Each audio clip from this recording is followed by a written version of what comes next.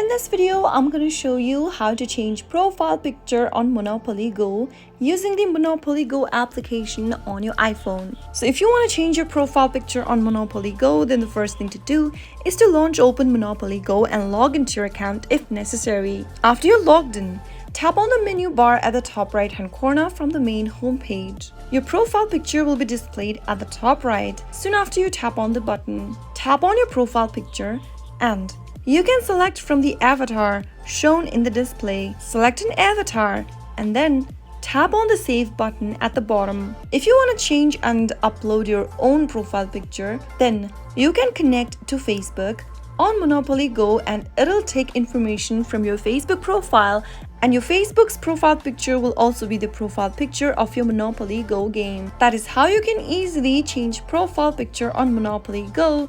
If you found the video to be helpful, go ahead and give us a thumbs up. Don't forget to subscribe to our channel by hitting the subscribe button. Also press the notification bell so that you'll never miss another upcoming upload from us. I'll be back again with another tutorial video. Goodbye till then.